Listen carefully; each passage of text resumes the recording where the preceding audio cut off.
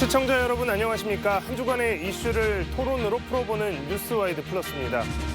제22대 국회의원 선거, 민주당의 압승으로 끝이 났습니다. 더불어민주당의 175석에 조국혁신당을 포함한 범야권이 189석을 차지하면서 향후 전국 주도권은 이제 야권이 쥐게 됐습니다. 출구조사에서 개헌 저지선인 100석 아래 위기까지 몰렸던 국민의힘은 위성정당 포함 108석으로 한숨을 돌렸습니다. 뉴스와이드 플러스, 오늘은 광주 광산을 지역구 당선인 더불어민주당 민형배 의원, 동남갑 정진욱 당선인과 함께 총선 결과와 전국 전망해 보도록 하겠습니다. 두 분 안녕하십니까? 예, 네, 안녕하십니까? 반갑습니다. 자, 당선 축하드립니다. 먼저 한 분씩 소감을 좀 들어봤으면 좋겠는데요. 민 의원님, 소감 한 말씀 부탁드리겠습니다. 예, 이렇게 선거가 끝났구나 하는 생각이 먼저 들었고요. 그런데 선거 결과를 보니까 역시 광주 시민들이 정말 대단하다. 저로서는 이른바 대형 정치인, 그러니까 국회의원 5선에 총리를 지내고 또 저희 당의 대표까지 지냈던 분이 경쟁을 하게 돼서 긴장을 꽤 했을 거 아닙니까? 그런데 시민들께서 이렇게 압도적으로 높은 지지율을 보여주셔서 이게 무슨 뜻일까? 제게 어떤 것을 하라는 뜻일까? 그래서 어떤 두렵고 좀 떨리면서도 좀 무거운 책임감 같은 걸 동시에 지금 느끼고 있고, 이 시민들의 명령이 뭔지 이걸 지금 좀 파악하고 있습니다, 나름. 예. 네. 자, 정진욱 당선인께서는 이제 처음으로 국회에 입성하시게 됐는데 소감이 남다르실 것 같습니다. 예, 이재명 경기지사님이 경선 캠프를 만들던 게 2021년인데요. 그 7월 초에 그 캠프에 대변인으로 들어가서 시작한 어쩌면 레이스가 1010일 동안 어제까지 이어졌던 것 같습니다. 그 기간 동안 뭐 신날이 없었겠습니까마는 정말 하루도 빠짐없이 뛰면서 달려왔는데요. 저는 그 기간 동안 느낀 게 역시 민심이 무섭구나. 그리고 또 이번 선거에서 민주당이 압승하는 모습을 보면서 어깨가 무겁다, 그런 생각이 듭니다. 다음에 무엇을 해야 할까 이런 생각을 많이 하는데요. 저는 역시 주민들 만나면서 어떤 것을 원하고 있고 또 무엇을 해야 할지 배워가는 시간을 가지려고 합니다. 네. 자, 본격적인 이야기를 나누기에 앞서서 이번 총선 결과를 저희가 영상으로 한번 정리했습니다. 영상 보고 와서 두 분과 이야기 이어가도록 하겠습니다.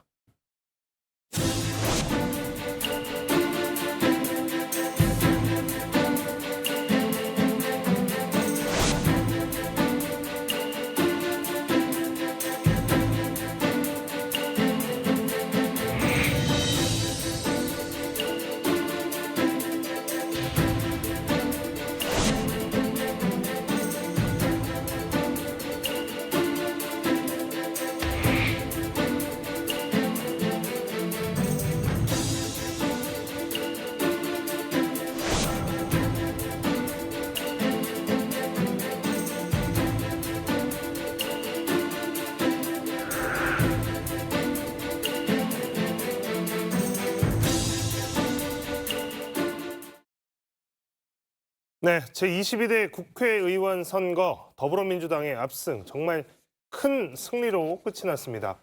민주당은 비례의석을 포함해서 175석으로 단독 과반 목표를 훌쩍 뛰어넘었고, 범야권으로 분류될 수 있는 세력이 190석에 육박하는 의석을 갖췄습니다. 이번 선거 결과 총평이 좀 필요할 것 같습니다. 이제 뭐 결과들 보시면서 아까 국민이 무섭다는 말씀을 해주셨는데 좀 더 깊은 이야기를 좀 해보시면 어떨까 싶습니다. 민 의원님, 어떻게 총평 내려주시겠습니까? 조금 전에 이제 제 선거에 대한 말씀 잠깐 드렸잖아요. 그게 일종의 진통의 시간이고 그러면서 동시에 성장의 시간이기도 했다 싶은데 저희 당이 지금 딱 그런 상황인 것 같습니다. 이번 총선 결과를 보면 우선 목표 달성을 충분히 했어요. 그러니까 이거는 아시겠지만 헌정사상 야당이 과반 의석을 단독으로 확보한 경우는 없었는데 이번에 훌쩍 넘었잖아요. 그래서 이건 압승이라고 하는 그런 의미가 있고, 그리고 각 정당으로 보면 국민의힘에게는 거의 사망 선고를 내린 게 아닐까. 지금처럼 정치하면 그냥 죽음이야. 이대로 두면 너희들 앞으로 못 나가 이런 거고. 그럼 민주당에는 뭐냐? 민주당에는 제 느낌으로는 이거 마지막 기회야. 지난번에 여당일 때도 180석을 줬는데 제대로 못했잖아? 근데 이번에 어떻게 한가 한번 보겠어? 라고 하는 느낌일 거예요. 그리고 이제 이게 정치권의 한 축인 이 대통령 혹은 내각, 그러니까 대통령 쪽으로 가면 저는 이건 일종의 정치적 탄핵이라고 봐요. 그러니까 형식적인 절차적인 행정적인 의미의 탄핵은 아니면 법률적인 의미의 탄핵은 아니지만 정치적으로 탄핵이죠. 이렇게 국정을 가져가면 이렇게 정치하면 더 이상 그 자리에 있으면 안 돼라고 하는 정말 준엄한 국민들의 심판이 있었다. 저는 그렇게 봅니다. 자, 당선인께서는 어떻게 이번 선거를 평가하시겠습니까? 민주당의 시간이 시작됐는데요. 누구의 시간이라고 할 때는 그게 이제 영광의 시간이지 않습니까? 그런데 민주당의 시간이란 건 민주당이 영광의 시간을 누리기도 하는 것이지만 민 의원님께서 말씀하신 것처럼 민주당이 모든 책임을 져야 하는 또 그런 시간이기도 합니다. 그래서 지난번에 180석을 줬을 때 해내지 못했던 거 이제는 정말 잘하지 않으면 안 되는 그런 시간이 돌아왔거든요. 그랬을 때 민주당이 정말 무도한 윤석열 정권 아래 있는 거지만 그럼에도 불구하고 해야 될 일 하고 또 싸워야 될 일 싸우면서 성과를 내지 않으면 정말 민생을 보살피고 또 민생을 살려내지 않으면 이제 우리 국민들로부터 다시 저는 또 준엄한 심판 또 버림을 받을 수도 있다는 그런 의미에서는 이게 굉장히 좋은 기회면서도 또 위기다. 그래서 우리가 마냥 좋아하고 있을 수만 없는 그런 시간인 것 같습니다.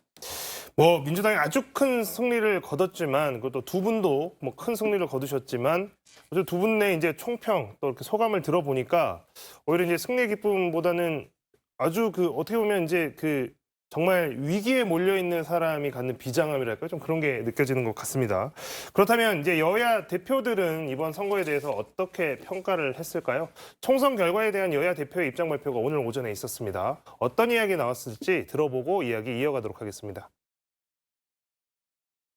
총선 결과는 민주당의 승리가 아니라 우리 국민들의 위대한 승리입니다. 민생의 고통을 덜고 국가적 위기 해소에 최선을 다하겠습니다. 당선자 여러분께는 특별히 당부 말씀을 드리도록 하겠습니다. 당의 승리나 당선의 기쁨을 즐길 정도로 현재 상황이 녹록치가 않습니다. 선거 이후에도 늘 낮고 겸손한 자세로 주권자의 목소리에 귀를 기울여야 됩니다. 저는 선거 결과에 대한 모든 책임을 지고 비상대책위원장직에서 물러납니다. 민심은 언제나 옳습니다. 국민의 선택을 받기에 부족했던 우리 당을 대표해서 국민들께 사과드립니다. 국민의 뜻을 준엄하게 받아들이고 저부터 깊이 반성합니다. 우리가 국민들께 드린 정치개혁의 약속이 중단 없이 실천되기를 바랍니다. 네, 뭐 승자와 패자가 있게 마련인데 승자나 패자나 비장한 표정의 이야기들이었습니다. 이재명 대표의 이야기를 들어보니까 이제 기뻐하기보다 굉장히 이제 엄숙한 모습이었는데 그 중에서도 이제 당선자분들에게 한 당부의 첫 마디가 현재 당의 상황이 녹록지 않다. 자, 이거 어떤 메시지로 받아들이셨습니까? 어떻게 생각하십니까, 당선인께서는? 그렇습니다. 녹록지 않다는 것에 저는 첫 번째 의미는 우리 국민들의 삶이 지금 너무나 어렵거든요. 제가 이제 유세를 시작할 때 유세차를 타고 하는 유세를 하지 않았습니다. 우리 국민들 정말 힘들고 또 매출 떨어지고 일상에서 이자 오르고 그러면서도 집값은 내리지 않고 이렇게 지내고 있는데 제가 유세차를 타고 지나가면 어떻게 볼까? 정말 열심히 일하시는데 배짱이처럼 노래 부르는 게 아닐까 그런 생각이 들었었거든요.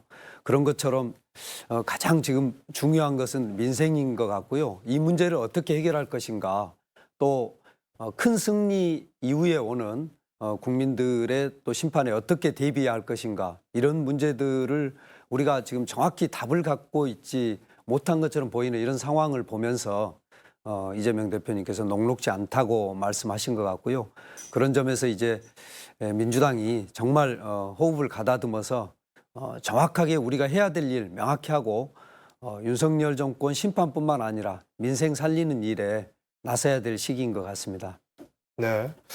자, 예상대로 한동훈 비대위원장은 참패에 대한 책임을 지고 물러났습니다. 대통령실과의 공동 책임이 있다고 생각하느냐, 이런 질문이 있었는데요. 거기에 대해서는 오롯이 자신의 책임이다, 이렇게 답했는데 이 부분에 대해서도 좀 해석이 엇갈리는 것 같습니다. 민 의원님 어떻게 들으셨습니까? 저는 아까 정치적 탄핵이라는 표현을 썼는데요.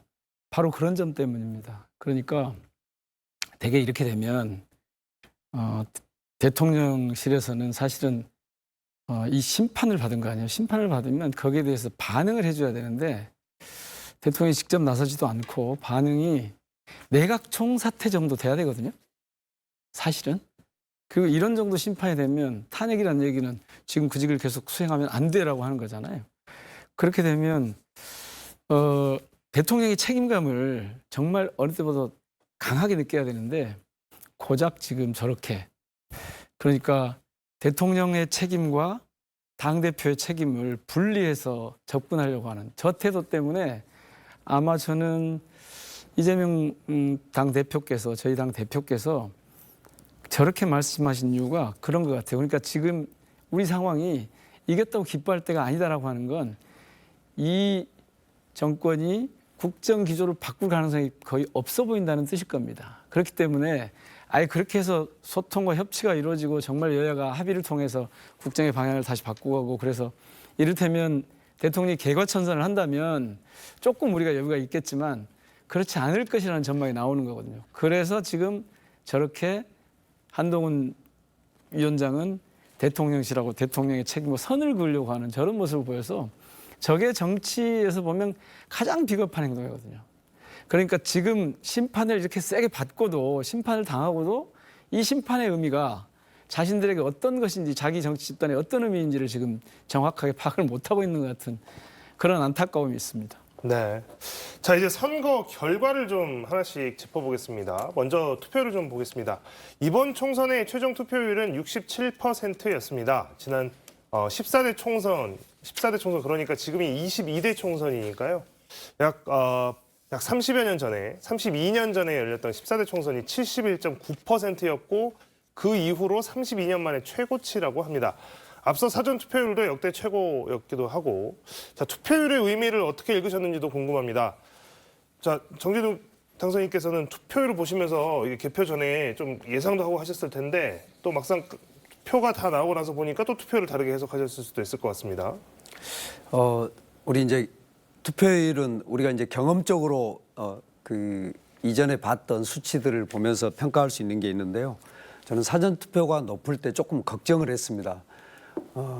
사전 투표가 높은 다음에 정치도 에너지거든요. 그래서 에너지를 분출하고 나면 굉장히 침체가 오는데 우리가 이제 저희 남구는 40% 이상의 사전 투표를 했는데요. 사전 투표 이후에 본 투표율은 상당히 낮아지지 않을까. 그리고 우리 할 일 다 했다는 이런 분위기가 있을 수 있지 않을까, 그런 걱정을 했고, 또 이재명 대표님도 투표율이 낮아지는 거에서 이제 긴급하게 또 그 메시지를 내기도 했습니다마는 우리 광주가 갖는 투표율의 또 의미가 또 다르게 있거든요. 저는 그 세종 서울보다 광주 전남이 이번에 투표율이 낮은 것에 좀 주목해야 된다고 봅니다. 우리 이제 그 광주는 경선이 본선이다 보니까 원래 본선에서 적극적으로 투표해야 될 이유를 좀 찾기가 어려운 이런 측면이 하나가 있고요. 또 하나는 이제 정치에 대한 실망이 우리 광주 전남에 꽤 있지 않은가, 이런 생각도 해보고요. 특히 이제 민주당과 국회의원에 대해서 가졌던 실망이 어떤 방식으로든 존재하고 있다. 이 문제에 대해서 우리가 어떻게 응답해야 될 것인가, 또 어떤 변화를 가져와야 될 것인가가 여전히 과제로 남는다. 저는 광주 정치 또 호남 정치의 과제 중에 하나는 우리 주민들이 정치에 대한 관심을 높이면서 정치의 역동성을 살리는 일에 어떻게 우리 이번에 당선된 사람들 또 호남 정치 이끌어가는 분들이 역할을 해야 될지 고민해야 될 부분인 것 같습니다. 의원님께서는 어떤 부분 좀 주목해서 보셨습니까? 그러니까 지금 지역 상황에 대해서 말씀을 주셨고 전국 상황에서 보면 말씀하신 대로 지금 역대 최고치에 가까운 이런 상황이 왔단 말이에요. 기본적으로 이것은 민심의 분노 그러니까 응징투표 성격이 강했던 것 같아요. 윤석열 정권에 대한 응징투표 대개 총선이 그런 성격이 강하거든요. 그러니까 누구를 찍으러 나가는 게 아니라 누구를 혼내러 나가는 게 강한데 그게 기본적으로 좀 컸고 그다음에는 그러니까 윤석열 정권이 지금 너무 국정을 엉망으로 하고 있으니까 이걸 좀 혼내는 이런 게 좀 컸고 그다음에는 저는 이 연동형 비례제와 조국 혁신당이라고 하는 것이 맞물려서 이 투표율 상승 효과를 가져왔다고 봐요. 이거는 첫 번째 말씀드린 내용하고 연동돼 있을 텐데 이게 이제 투표장으로 나가는 그러니까 조국 혁신당의 출연이 이 응징의 창구가 돼준 거죠. 그래서 이것도 좀 높은 투표율에 기여를 한 것 같고 사전 투표 제도 이 제도로서도 좀 그런 요소가 좀 있는 것 같아요. 그런데 마지막으로 좀 우리가 좀 눈여겨봐야 될 것은 저희가 이제 그렇게 응징 투표를 하기 위해서 응징을 하기 위해서 결집해서 투표장으로 나가는 것과 반사적으로 상대적으로 또 어떤 효과가 있냐면 보수층에도 결집하는 효과가 있습니다. 제가 투표 당일날 보니까 그 사전 투표 때 그런 얘기가 나왔는데 전에 왜 기억하시잖아요. 그 김대중 대통령 될 때 혹은 노무현 대통령 될 때 보면 우리가 너무 결집하는 걸 보이면 저쪽에서 세게 나온다. 그러니까 좀 천천히 하자. 뭐 그래서 오후에 늦게 가서 투표를 그렇죠. 하는 이런 일이 있었잖아요. 보수가 이번에는 그런 식으로 결집을 좀 한 것이 있지 않았을까 그렇게 좀 보입니다. 예. 네, 일단 뭐 투표율과 관련해서는 지금 말씀하신 것처럼 이제 높은 투표율에 대해서 근데 사전 투표라고 하는 게 이제 굉장히 큰 변수가 돼버려서 이제 이것에 대한 해석들도 좀 달라지는 것이 있고 뭐 예전 같으면 단순하게 투표율이 높으면 어느 층에 유리하다 뭐 이제 이런 것들이 있었는데 그런 것들도 굉장히 이제 복합적인 해석이 되는 상황들이 이어지고 있는 것 같습니다. 매 선거마다.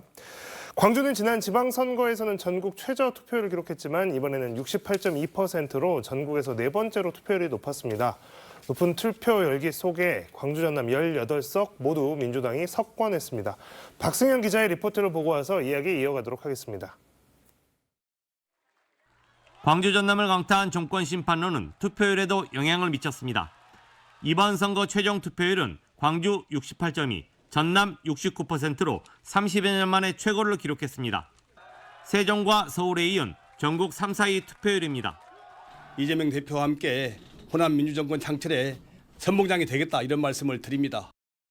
성남 민심을 반영한 높은 투표율은 더불어민주당의 선거구 싹쓸이로 이어졌습니다.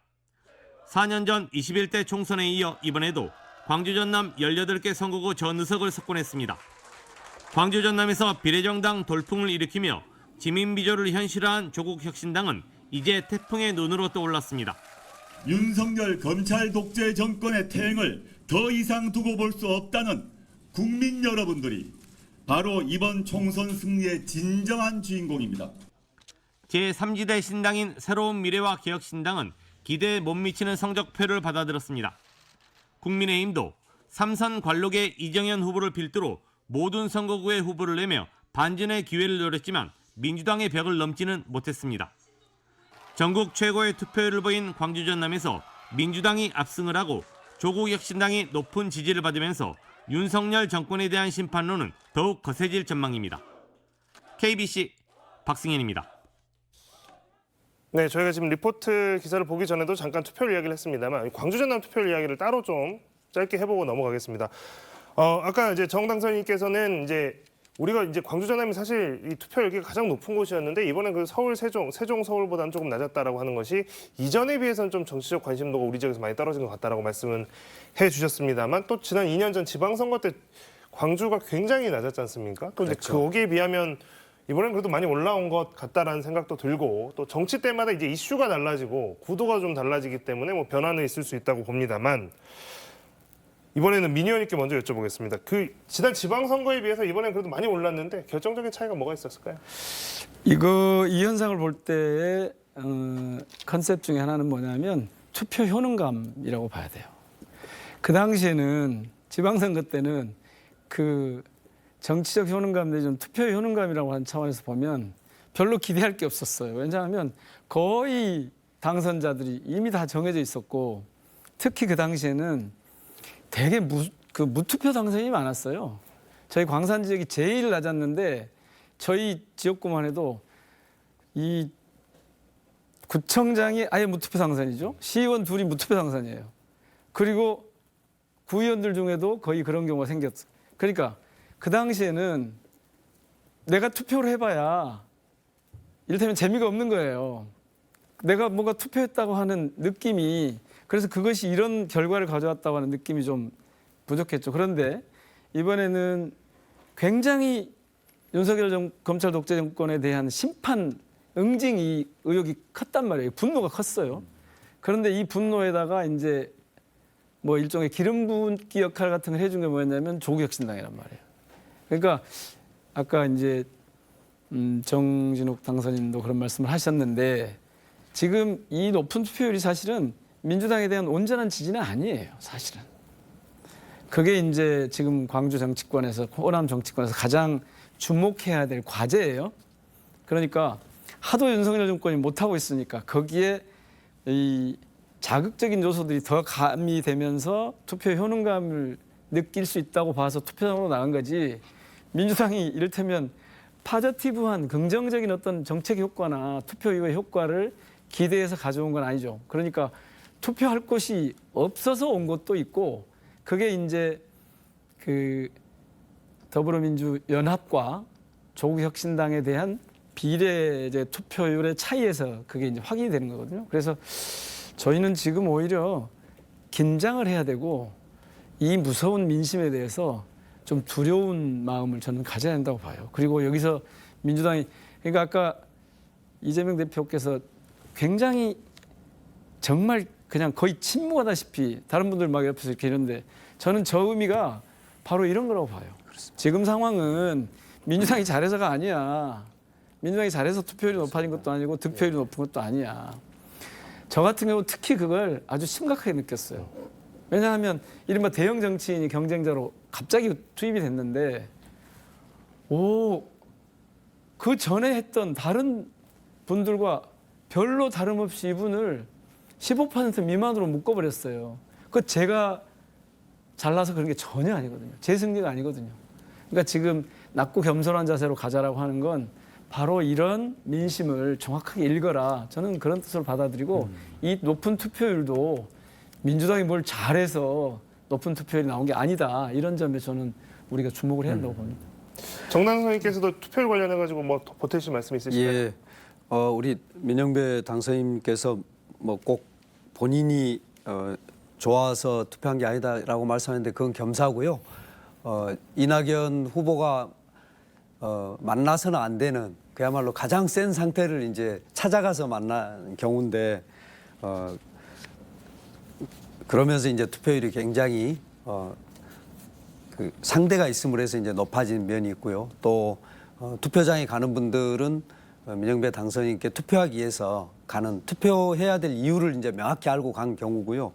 저는 사실은 우리 지역에서는 굉장히 걱정했습니다. 사람들이 투표장에 가지 않으면 우리가 민주적 정당성이라고 그러죠. 뽑힌 사람이 가지는 정당성이 예를 들어서 지난번처럼 38%다 그러면 그게 굉장히 낮아지거든요. 그럼 일할 수 있는 동력도 떨어집니다.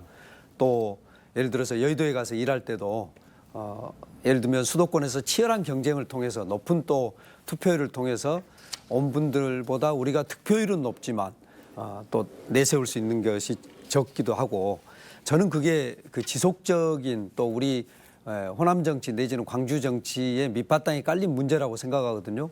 다행히 이번에는 윤석열 정권 심판에 대한 열기 또 조국 혁신당이 견인해 준 이런 것들을 통해서 투표율이 조금 높아졌습니다마는 우리가 정말로 긴장하고 또 앞으로 반드시 해결해야 될 문제가 정말 정치적 효능감을 주는 것 그리고 투표를 해야 될 이유가 있는 사람들이 나왔구나 이런 생각으로 투표장에 가게 만들려면 이번에 뭐 저를 포함한 모든 분들의 이야기입니다만은 정말 일을 잘해야겠다.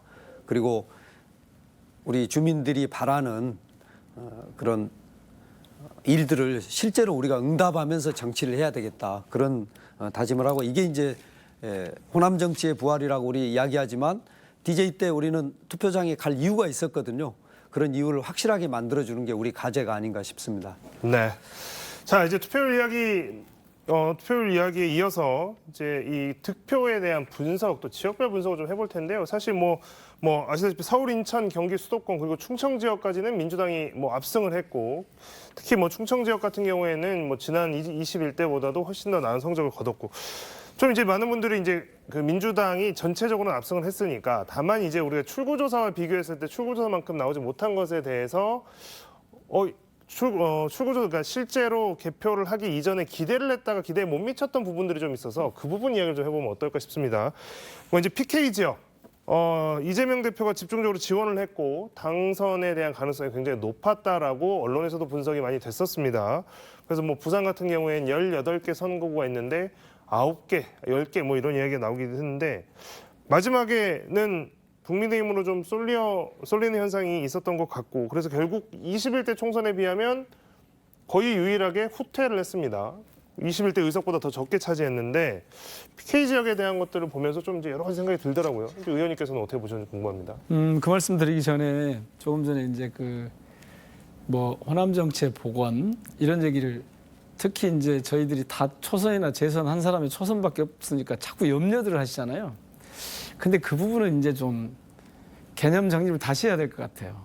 자꾸 호남 정치를 복원한다, 호남 정치를 회복한다라고 하는 게 마치 무슨 경력이 화려하고 선수가 많은 그런 정치인들이 많으면 호남 정치가 복원되는가? 저는 그런 차원은 아니라고 보거든요.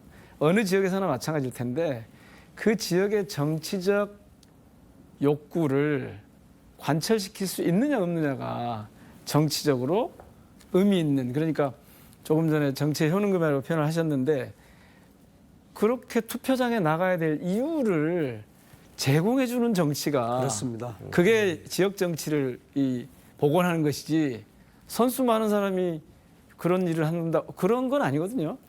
그래서 그 대목을 우리가 좀 정리를 하고 가야 될 것 같고, 그런 점에서 보면요, 부산은 저는 PK 지역의 경우는 저도 사실 깜짝 놀랐습니다. 거기 뭐 양산에서도 그런 결과가 나오고 부산에서도 한석 남고 이렇게 가는 걸 보고, 이게 무슨 여론조사상에 뭐 문제가 있었다 이런 얘기도 있고, 뭐 이게 사전 투표를 반영하지 못했다 이런 얘기도 있는데, 저는 이거는 지금 그런 관점에서 봐야 될 거예요. 지역적으로 보면 그쪽에서도 투표 효능감이라고 하는 차원에서 보면 보수 결집이죠. 예, 보수 결집인데, 그런데 이제 전반적으로 그 지역에서 득표율이 예전보다 훨씬 올라간 건 사실이에요. 전반적으로. 그래서 그 부분은 이제 일단은 저는 저희 쪽에, 그러니까 다른 지역에서의 응징 투표가 저쪽에서는 반사적으로 보수 결집 효과로 나타나서 나름대로 그분들이 느끼는 투표 효능감, 자기들 자신 지역에서 보면은 지역적 정치의 어떤 복원 이런 것들이, 그런 것들이 작동한 결과가 아닌가, 저는 그렇게 봅니다. 자, 민주당의 압승 이야기 이제 넘어서 조국혁신당의 이야기를 좀 해볼까 하는데요. 조국혁신당이 돌풍을 일으켰습니다. 그래서 실제로 이제 비례만 냈는데 12석의 의석을 확보했습니다. 22대 국회에서 이 조국혁신당이 어떤 역할을 하게 될지도 이제 굉장히 궁금하고, 선거 과정에서도 이제 여러 차례 이야기를 했지만 이제 민주당과는 어떤 좀 선명성 경쟁을 하겠다, 혹은 좀 조금 다른 결로 가겠다라는 이제 이야기들을 많이 했는데, 이제 실제로 국회에 입성을 했고 이제 발의도 하게 될 것이고 입법 발의도 하게 될 것이고 이제 이런 상황이 됐습니다. 조국혁신당은 이제 어떤 역할을 하게 될 거라고 보십니까?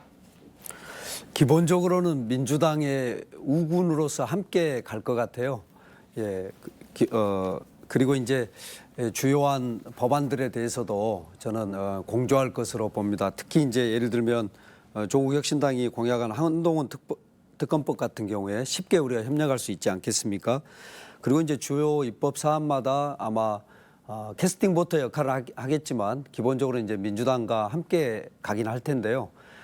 그러나 이제 좀 시간이 지나면서 어떤 이제 구체적인 사안에 대해서는 또 조국 혁신당이 조금 더 다른 입장을 저는 가질 수도 있다. 그럴 때는 묘한 긴장 관계가 저는 형성될 수도 있겠다. 그런 생각이 들고요. 특히 이제 이번에 조국 대표가 이게 존재감을 보이면서 대권 주자로 커가면 이제 범진보 진영의 리더십을 누가 가질 것이냐 이런 걸 놓고 약간의 주도권 싸움이 있을 수는 있겠다 이런 생각은 듭니다.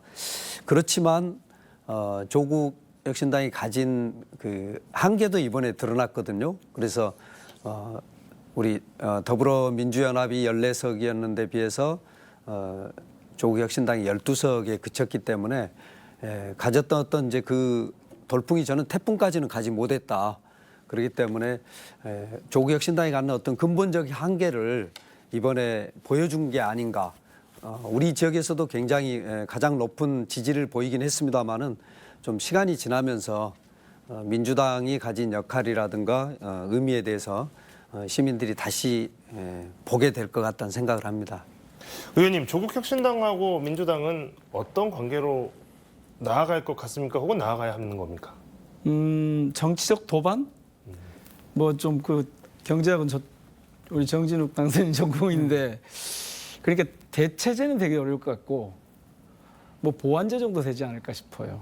그런데 지금 조금 전에 이 주도권 싸움이 생길 수 있다라고 했지 않습니까? 저는 여기서 굉장히 중요한 메시지가 하나 숨어 있다고 보거든요. 그게 뭐냐면 저는 이번 선거 치르면서 2016년, 17년 촛불 시민들이 이번 선거에 주권자로서의 집단지성, 집단적인 의지를 표출한 그런 선거라고 보거든요. 이 선거, 이런 선거 과정을 거치면서 나타나는 정치 현상의 핵심은 뭐냐면 이제 정치의 주인이 그러니까 정치인이 아니라는 거죠. 그러니까 정치인의 정치 시대가 저물고 그때부터 잉태해서 지금 이제 쭉 여기까지 성장을 해와서 이번에 좀 나타났다고 보는데 특히 이게 민주당 경선 과정에서 그게 제대로 구현이 된 건데요. 이제 주권자 정치 시대다. 그래서 만약 민주당 내에서 여전히 이전에 정치인들이 정치의 주체라고 생각해서 특히 우리 이제 민주당 그 이재명 대표가 자주 말씀하시잖아요. 정치는 정치인이 하는 거 같지만 국민들이 하는 거다. 이거를 놓치고 이 정치 권력을 사유화하면서 자기 집단이나 자신을 위해서 활용하려고 하는 특히 그게 정치적 이익과 연관돼서 사용하려고 하는 그런 움직임이 나타나면 이게 이제 분열 갈등 양상이 나타날 수 있거든요. 그러니까 지금 저희들한테 이 상황이 주는 메시지는 근데 조국 혁신당은 그런 건 아닐 것 같아요. 기본적으로 지향이. 근데 저희 민주당에는 그런 요소가 조금은 남아있을 수 있어요. 지난 경선 과정에서 상당 부분 이른바 물갈이가 되고 교체가 되긴 했지만 완벽하다고 볼 수 없거든요. 제가 지난 4년간 여의도 정치에 들어가서 보니까 제가 제일 이 걸리는 게 그 부분이더라고요. 이 정치의 목적이나 방향이 어떤 순간에 가면 갑자기 자기 중심, 자기 집단 중심으로 가서 일종의 자기 내부의 카르텔 같은 것이 형성이 되고 그 기득권을 유지하려고 하는 쪽으로 가버려요. 그런데 그러는 순간 시민들과 당원들은 그 사람을 혼내게 돼 있거든요. 그런데 다행히 그런 주도권 싸움이 생기지 않는다면 저는 지금 같은 보완제로서 이 정치적 동행을 하는 그런 상황으로 갈 것 같긴 해요. 왜냐하면 이 조국 혁신당은 태생적으로 그렇게 자기 이익을 위해서 그러니까 공적인 그리고 사회적인 모순에 대한 그리고 이 검찰 독재에 대한 저항이라고 하는 이걸 위해서 딱 예각화되어 있는 그런 정치 집단이기 때문에 이 사람들이 방향을 갑자기 바꿔가지고 기존에 기득권이 있는 그런 정치인들처럼 움직일 가능성은 저는 별로 없다고 보거든요. 예. 네. 자, 우리 뭐 제3지대 이야기도 좀 안 해볼 수가 없는데요. 이제 뭐 작년 말부터 작년 하반기부터 뭐 제3지대 시끄러웠고 그다음에 이제 거대 양당에 대한 비판과 함께 제3지대 정치 세력화에 대한 논의들 그리고 진행들이 있었습니다. 그런데 그 과정이 순탄하지 않았고 그 결과 합종 연행이 있었고 선거 결과로도 이제 실패한 것이다라는 게 대부분의 이제 분석이죠. 그런 가운데서도 좀 눈여겨볼 만한 결과들이 있었습니다. 대표적인 것이 경기 화성을에 출마한 이준석 개혁신당 대표의 지역구 당선인데요. 이번 선거 관련해서 굉장히 많은 이슈, 가장 주목받는 현상이 되고 있습니다. 민주당 공용훈 후보 쉽지 않은 후보였을 것이고 또 주목도도 높은 지역구였는데 한 달여 만에 격차를 뒤집었습니다. 선거 어떻게 보셨습니까? 조금 전에 말씀드렸잖아요. 이 주도권 싸움 같은 건 일어나지 않을 거다. 이 정치하는 방식이 달라서 나타나는 그런 현상은, 그 얘기는 사실은 제3지대가 지금 이렇게 특정 정당과 같은 계열의 혹은 조금 보완제로서 부족한 부분을 채워주는 그런 역할을 하는 경우에는 제3지대라고 하는 것이 형식적으로는 제3지대는지만 실질적으로 알고 보면 아군 또는 우군이거든요. 그렇게 보면 저는 이준석 현상은 저는 개인기라고 봐요. 왜 그러냐 하면 지난번 이준석, 제가 이제 그때가 대선이 한참 경선이 진행 중일 때인데 이준석 그 당대표가 될 때 그때 사실은 한국 정치사에서 가장 놀라운 장면 중에 하나였거든요. 제가 보기에는. 그러니까 굉장히 정확하게 상황을 파고 들어가는 그런 게 그 개인한테 있는 건데 이게 세력화되지는 못한 거예요. 그러니까 개혁신당이라고 하는 세력으로는 성공하지 못한 거예요. 근데 개인기는 상당히 뛰어났기 때문에 거기서 이번에 좀 돌파를 했고, 그런 점에서 보면 앞으로 제3지대라고 하는 거는 그게 이 양당 정치 체제가 갖고 있는 이 한계 때문에 그런 제3지대가 불가능한 것처럼 보이지만 실제로는 조국신당처럼 어떤 진영의 부족한 부분을 채우는 제3지대. 그러니까 이번 제3지대는 민주당 쪽도 아니고 국민의힘 쪽도 아닌 제3지대를 추구했던 거거든요. 그래서 이게 세력화될 수가 없었어요. 왜냐하면 진영이 이미 양분돼 있었기 때문에. 자, 그런 상황에서라면 그런데 어떻게 개혁신당의 대표가 거기서 당선이 됐을까? 그건 저는 상당한 정도로 개인기의 효과가 컸다 그렇게 봅니다. 그러면 한 가지만 더 여쭤보겠습니다. 개혁신당은 뭐 사안에 따라서는 민주당의 우군이 될 수도 있는 겁니까? 없는 얼마든지 제가 볼 때 개혁신당은 국민의힘과도 사안에 따라서 같이 할 수 있고 민주당과도 같이 할 수 있다고 봐요. 제가 볼 때는. 왜 그러냐면 지금 이게 자기 정치 세력으로 자기 목소리를 낼 수 있는 위상을 확보했으면 그렇게 하지 않겠죠. 가령 조국신당은 그게 어느 정도 지금 돼 있기 때문에 일방적으로 이쪽으로 저쪽으로 이건 하지 않을 거예요. 자기 위치를 지킬 거예요. 사실은 조국 대표는 제가 뭐 오래전부터 이렇게 인연이 있어서 이 경선 아니죠. 이 신당 창당해가지고 이렇게 비례로 가는 이 과정에서 참 스탠스를 잘 잡고 계십니다라는 말씀을 했는데 앞으로 계속 이렇게 갈 거라고 하면서 여기까지 온 거거든요. 그러니까 상당히 이 스텝도 잘 밟았고 스탠스도 잘 유지한 결과가 이건데 이준석 신당 그러니까 개혁신당은 그럴 여지가 지금 거의 없죠. 그래서 저는 상당히 흔들리는 행보를 할 거다 그렇게 봅니다. 정당선님께서는 이 개혁신당 지역구 한석에 이제 비례 예. 두석해서 이제 세석입니다. 예. 개혁신당의 미래라고 할까요? 이제 등원하시면 이제 뭐 이렇게 만나시게 될 거고 활약도 보시게 될 건데 어떻게 예상하십니까? 저는 민효님 분석에 전적으로 동의하는데요. 결국은 이제 이준석 대표와 천하람 의원의 개인기에 의존할 수밖에 없을 거다. 또 뭐 자기 정체성을 갖기에는 너무 적은 숫자이기 때문에 사안에 따라서 수시로 입장이 바뀌는 이제 그런 방식으로 풀어갈 것 같은데요. 제3지대와 관련해서 조금 말씀드리면 대한민국에서 제3지대, 제3당이 실제로 선거한 적이 없지 않습니까? 그 조금 느닷없이 이제 그 선거제도를 바꾸면서 우리 한국 정치의 다양성을 만들어야 한다는 목소리가 굉장히 강하게 나왔는데 저는 그게 원론적으로 동의합니다. 정치적 다양성이 굉장히 중요하기 때문에요. 그런데 이제 또 상황의 규정이 있거든요. 예를 들면 그냥 아주 그 민주적 두 정당이 경쟁하고 있는 상황에서는 뭐 3당도 있고 4당도 있고 5당도 있고 이런 게 굉장히 좋은 상황이죠. 그런데 윤석열 검사 독재 정권이 지금 있는 상황이거든요. 그래서 전혀 다른 우리가 지금 정치 지형에 있는 겁니다. 근데 여기에서 윤석열 검사 독재 정권과 맞서지 않는 그런 방식으로 뭔가 정치적 다양성만을 위해서 무엇을 위한 당인가가 불분명한 상태로 제3당을 이야기할 때는 전혀 국민적 공감을 얻을 수가 없죠. 그런 점에서 조국 혁신당은 어느 정도 성공이 예정된, 그래서 자기의 정확한 스탠스를 가지고 갈 수 있었는데 반해서 새로운 미래가 가는 게 뭡니까? 한 번도 윤석열 정권과 싸우지 않은 사람들이었잖아요. 그러니까 사라지지 않습니까? 녹색정의당 한 번도 싸우지 않았죠. 사라지는 겁니다.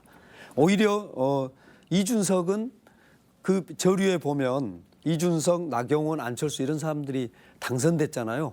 근데 이걸 뭐 아주 적극적으로 평가할 건 아니지만 그분들의 공통점이 있습니다. 윤석열로부터 배척당했다는 사람이거든요. 그래서 저는 어떻게 보면 뭐 시대 정신이라고도 할 수 있고 과제라고도 할 수 있는 게 윤석열 검사 독재를 어떻게든 극복해야 된다. 이게 이제 우리 유권자한테 있는, 우리 국민한테 있는 어떻게 보면 시대적 과제거든요. 그런데 이런 걸로부터 벗어나서 제3지대 자체 내지는 제3당이 어떤 정치적 지고선인 것처럼 이야기하는 이런 것들은 맞지 않은 것 같습니다. 그러니까 그거는 사실은 이건 우리가 조금 논의를 해야 될 부분인데요. 그거는 우리는 아무런 정체성이 없습니다라고 선언하는 것과 마찬가지거든요. 근데 이제 이 대목에서 저희가 그러면 민주당은 어떻게 이번에 단독 과반을 훌쩍 넘는 의석을 얻었는가? 저는 크게 세 가지 요소가 있는 것 같아요. 여기 이 대목에서 제3지대론을 좀 살펴봐야 되는데, 하나는 연동형 비례제의 채택. 이게 이제 저는 전망을 그렇게 했었거든요. 우리가 연동형 비례제로 가면 지역구에서 151석을 얻을 수 있다. 근데 그보다 훨씬 더 얻었거든요. 그거는 뭐 여기서 다 설명하기는 좀 그렇고요. 두 번째는 민주당이 나름대로 이른바 물갈이 공천이라고 해도 좋고 시스템 공천이라고 해도 좋고 혁신 공천이라고 해도 좋은데, 기존에 아까 정치하는 방식이 다른 분들에 대해서 시민들과 이 당원들이 평가를 정확하게 할 수 있는 시스템을 만들어줬어요. 그리고 첫 번째 말씀드린 연속선상에 있는 게 바로 이 조국혁신당이거든요. 근데 이 조국혁신당의 등장은 앞서 말씀드린 것처럼 투표율도 높이고 투표 효능감도 좀 주는 그런 측면이 있어서 이런 것들이 작동해서 이제 민주당이 이렇게 이른바 거대 야당이 된 건데, 그러면 앞으로도 계속해서 이 상태로 양당제로 가는 것이 옳으냐? 물론 양당제가 옳으냐 다당제가 옳으냐 절대선은 없습니다. 근데 양당제 폐해를 우리는 진짜 너무 진짜 절감을 하고 있거든요. 그러니까 윤석열 저런 그 정권이 이런 식으로 유지해 가는 게 진짜 말도 안 되는 상황이 벌어지고 있어요. 사실 그래서 저는 이제 조금 장기적으로 검토를 해봐야 되는데, 이른바 진짜 제3지대가 아니라 정체성이 불분명한 제3지대가 아니라 정체성이 확실한 자기 정책 강령 이런 것들이 분명하게 정립되어 있는 다당제 3당 4당이 있으면 적어도 지금 이 양당제 이 충돌의 정치, 혐오의 정치 이걸 좀 극복하는 그런 메커니즘이 될 수 있다. 그래서 저는 사실 이번에 우리가 지금 이기고 제3지대가 이렇게 그냥 전부 소멸했고 조국신당만 남았는데, 이런 어떤 그 다양성에 대한 추구, 다당제에 대한 고민 이런 것들은 저는 이번에 이 제3지대의 몰락과 관련해서 한번 고민해볼 필요가 있다고 봐요. 네. 자, 이제 대통령실 이야기를 또 해보겠습니다. 여소야대로 출발했던 윤석열 정부죠. 남은 임기까지 또 여소야대가 이어지게 됐습니다. 그런데 여소야대지만 시행령법도 바꾸고 이렇게 뭐 하면서 시행령 정치라는 말도 있었고, 그래서 묵묵하게 낮은 지지율에도 신경 쓰지 않고 계속 일관된 입장을 쭉 가져왔던 것 같습니다. 국내외 언론들이 벌써부터 총선의 결과를 가지고 레임덕의 가능성을 언급하고 있지만, 또 다른 한편으로는 바뀔 것이 없다, 그대로일 것이다라는 전망도 나오고 있습니다. 자, 당선인께서 이제 의회에서 활동을 하시면서 이제 대통령실과의 관계를 이제 처음으로 경험하시게 될 것 같은데, 전망이 좀 예상이 되실 것 같아요. 어떤 상황이 될 것 같다. 그래서 뭐 레임덕이라는 이야기가 있는데 실제로 이게 레임덕이 있어서 뭔가 좀 변화가 있을 것이냐, 아니면 뭐 이전과 크게 다를 바 없는 상황이 지속될 것이냐에 대한 고민이 있다거나 어떻게 생각하십니까? 윤석열 정권은 시작하면서부터 저는 레임덕이었다고 보거든요. 그러니까 레임덕은 뭐냐면 임기 말이 되면서 대통령의 말이 먹히지 않는 현상입니다. 근데 윤석열 정권 탄생하고 나서 대통령 말이 먹힌 적이 없거든요. 다만 이제 권력을 가지고 있었기 때문에 그 권력으로 밀어붙이고 있을 뿐입니다. 그래서 예를 들면 의대 정원 문제만 해도 실제로 의사들 설득하고 있습니까? 그러면 이제 의사를 한편에 두고 국민을 그 반대편에 둬서 국민을 자기 편으로 만들어서 그럼 싸워야 되거든요. 근데 국민들도 설득 못하고 있지 않습니까? 그래서 어떻게 보면 온 국민과 싸우는 방식이거든요. 그 레임덕의 가장 이제 마지막 형태가 온 국민과 싸우거나 또는 온 국민으로부터 비판받는 건데 윤석열 정부 시작하면서부터 지금까지가 사실은 레임덕이 이어지고 있는 것이고요. 그런 과정에서 이제 뭐랄까요. 우리가 그동안에 굉장히 노력을 통해서 만들어온 견제와 균형, 입법부와 행정부 간에 이런 것들이 다 무너졌거든요. 그러면 그런 과정에서는 결국은 이제 강대강 싸움밖에 없게 되는 겁니다. 그래서 탄핵할 수 있었으면 저는 참 좋았겠다는 생각은 드는데 우리 국민들이 또 갖는 탄핵에 대한 피로감이 있습니다. 그것이 아마도 투표에 알게 모르게 저는 작동하지 않았나 이런 생각이 드는데 이후에도 이제 윤석열 대통령과 국민과의 싸움은 계속된다. 그런데 이제 이전과 어떤 차이냐. 이전까지가 레임덕이었다면 이제 이후는 데드덕이다. 거의 이제 윤석열 대통령이 할 수 있는 일이 거의 없을 거다. 저는 그렇게 보거든요. 그래서 이런 속에서는 이제 민주당 역할이 굉장히 중요해지는 겁니다. 그래서 어떻게 보면 현재 야당이면서도 사실은 국정을 이끌어가는 수권 정당의 안정감, 능력, 또 공감대 이런 것들을 보여줘야 되는 거거든요. 그런 점에서 우리 민주당이 해야 되는 역할이 굉장히 많다고 봅니다. 네. 시간이 좀 넉넉하진 않지만 그래도 민주의 의견 좀 들어봐야 될 것 같습니다. 윤 대통령의 남은 이 기간 협치 어떻게 될까요? 협치 같은 거는 아마 기대가 안 될 겁니다. 아까 보셨잖아요. 한동훈 대표가 물러나면 위원장이 물러나면서 대통령 책임에 대해서 이 연대 책임 있는 거 아니냐라고 했을 때 분리시키잖아요. 그게 뭐냐 하면 지금 정진욱 당선인이 말씀하시는 그런 준비를 하는 거예요. 싸울 준비를 또 하는 거예요, 지금. 이 상황에서도. 사실 제가 아까 정치적 탄핵 상황이라고 말씀드렸는데 이 정도면 내각 총사퇴도 아니고 사실은 내려와야 돼요. 맞습니다. 그런데 이제 이 권력을 내려오면 죽을 것 같거든요. 그리고 죽을 가능성이 높고 그러니까 정치적으로 완전히 이제 그런데 이거는 원래 이 출발부터 그랬어요. 이분이 정치하던 분이 아니잖아요. 수사만 하던 분인데 그러니까 이게 이제 우리 정치에 정말 너무나 좀 치명적인 약점인데 국힘이 그래서 저는 정당으로서 제 기능을 못하고 있다고 봐요. 대선 후보가 아무리 없다고 수사만 하던 분을 금방 데려다가 대통령 후보를 만들어서 대통령을 시켜놓으니 여기는 다른 게 없어요. 불통, 그다음에 독선 이걸로 앞으로 갈 거기 때문에 저는 이재명 대표가 저렇게 신중한 태도를 보인 게 바로 이런 상황에 대한 예견이라고 저는 봅니다. 네. 자, 오늘 두 분이랑 많은 말씀 들었습니다. 오늘 토론은 여기까지 하도록 하겠습니다. 제22대 국회의원 선거가 여소야대로 막을 내렸습니다. 집권 3년 차 중간평가에서 혹독한 성적표를 통해 국민들은 국정의 쇄신을 요구했습니다. 190석에 달하는 거대 의석을 다시 한번 차지하게 된 야권 역시 국민들의 준엄한 메시지에 귀를 기울여야 할 겁니다. 정부 여당과 야당 모두 선거 기간 동안만 국민을 섬기는 것이 아닌 국민을 위한 협력의 정치를 보이길 기대해 보겠습니다. 시청해주신 여러분 고맙습니다. 두 분 수고하셨습니다.